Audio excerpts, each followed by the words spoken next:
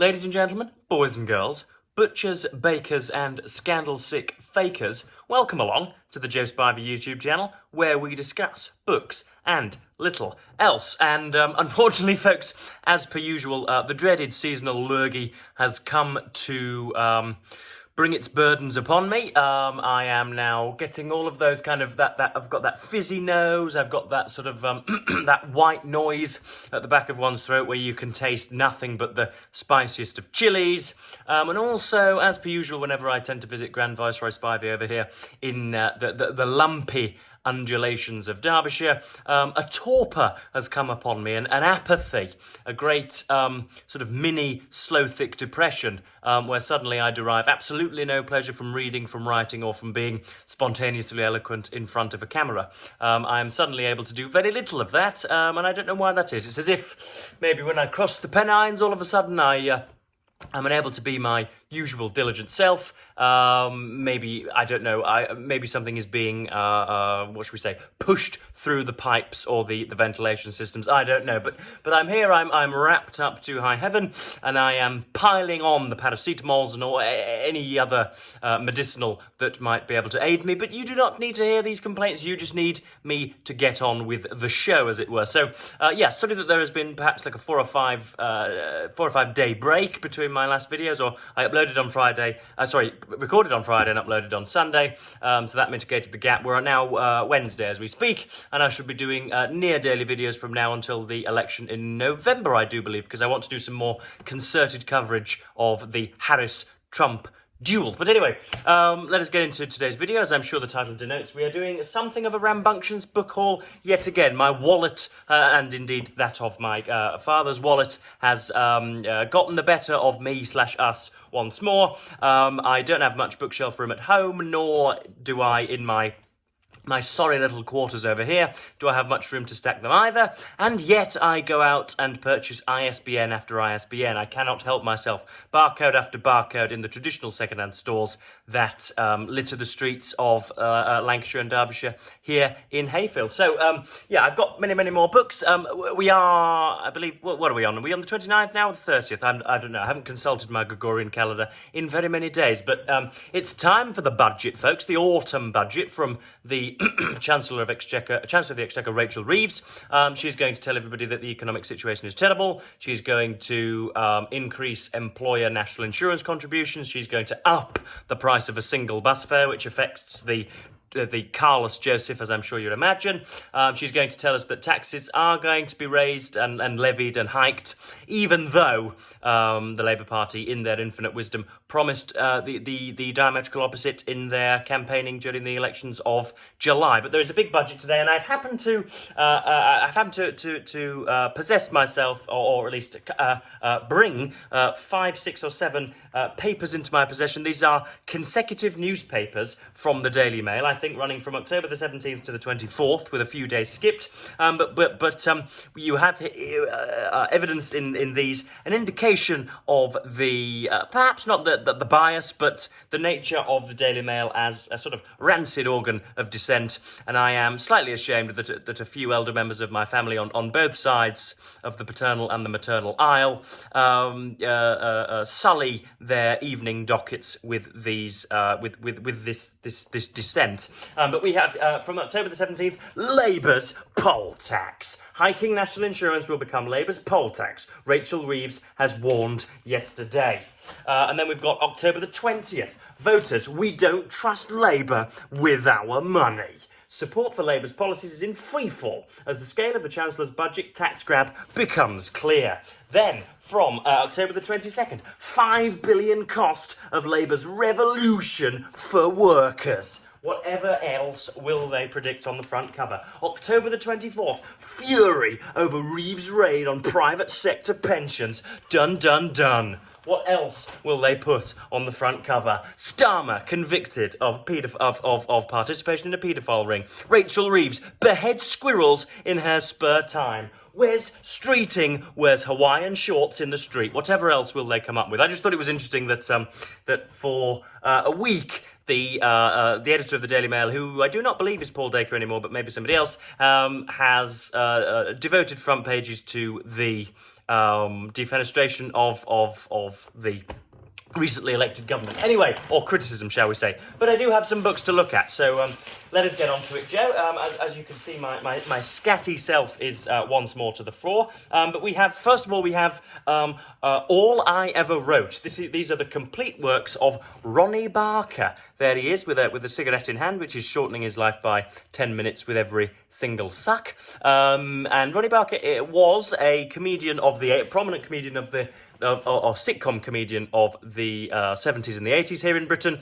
Hopefully his magnificent on-screen deportment has spread across the Atlantic to the United States. I do believe it has.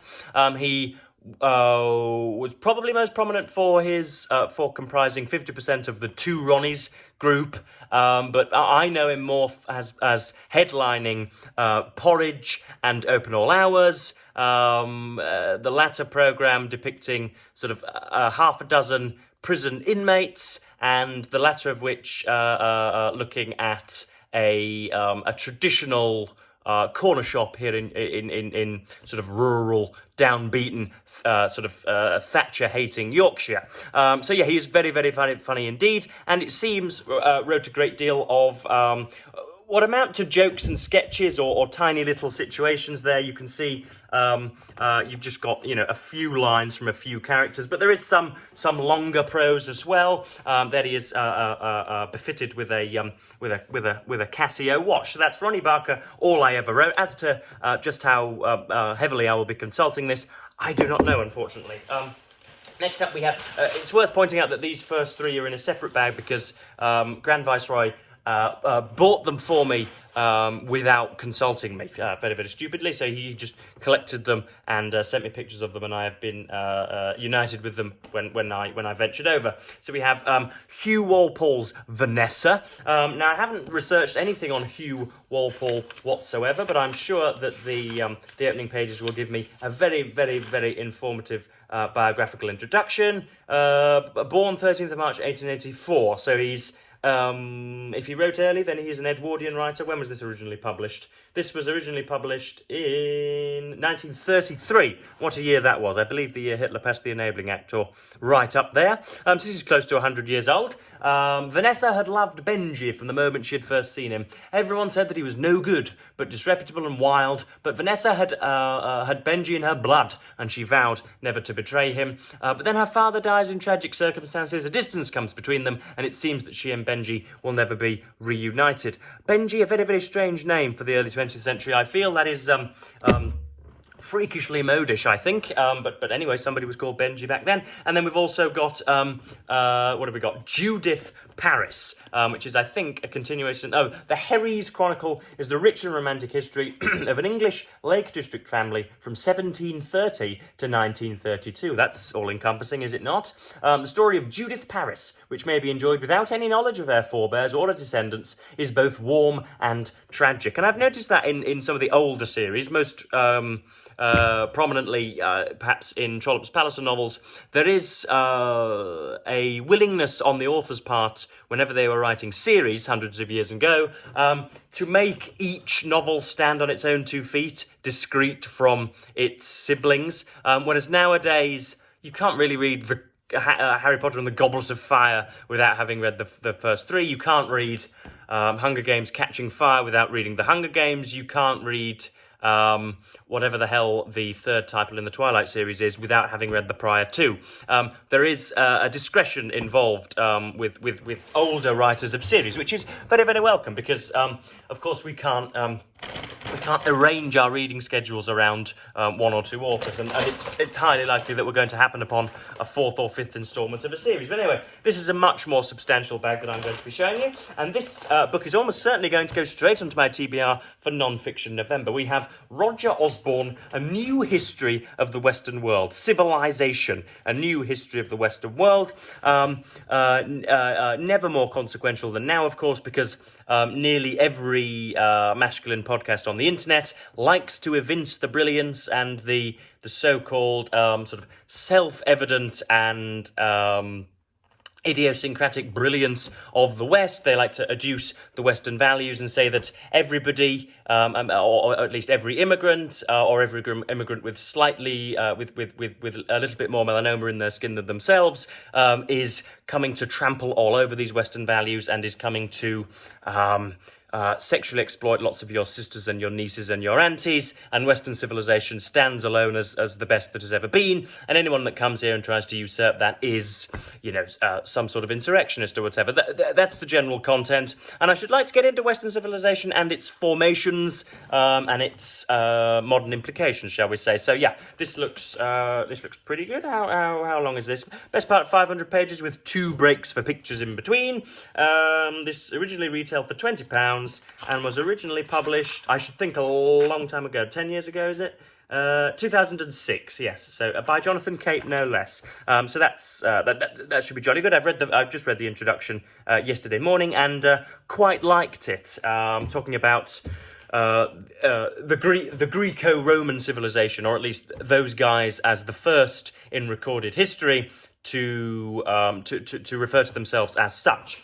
Next up we have, let me just do this randomly, again something that could easily feature for Non-Fiction November, we have Gore Vidal, a memoir, point-to-point navigation. Now I'm very aware, all of these, I should mention the venue where these came from, all of these came from a sort of terminal point for barges. It doubles as a food bank, I think, during the week, but then perhaps at weekends it turns into a second-hand bookstore, a sort of a very rickety loft of wood and, the oozy smells, as Tolkien would describe Bilbo Baggins's hovel. It's very, very small, very creaky, sells instant coffee for £2.50 a serving, and lets you roam about. There was a great mixture of old books, of 200-page things that have been corrected and bound 3 or 4 times consequently, and relatively new books such as these. So yes, this is Gore Vidal,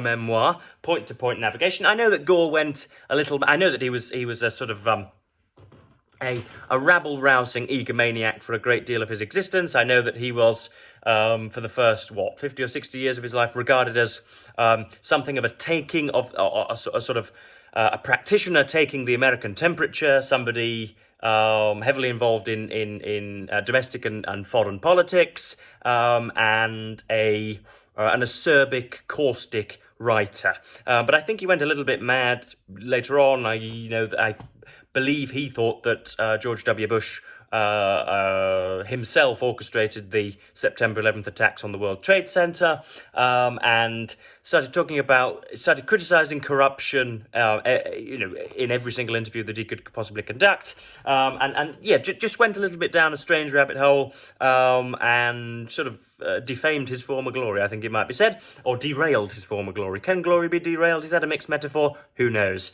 But yes, we have point-to-point navigation, a memoir. This is quite short. Stephen is about to walk into the...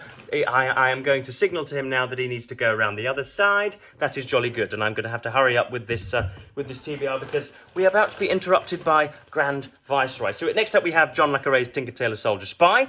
I've seen this on Netflix a few times, and of course we've got Dr. November to countenance as well in the next month. So which of course is a veritable booktube event which encourages every content creator and producer to read and review spy fiction. Of course, this stars Gary Oldman and a great deal other very, very reputable actors whose names are going to cruelly evade me. But yeah, I liked the movie and the film, and so I don't doubt I shall like the book.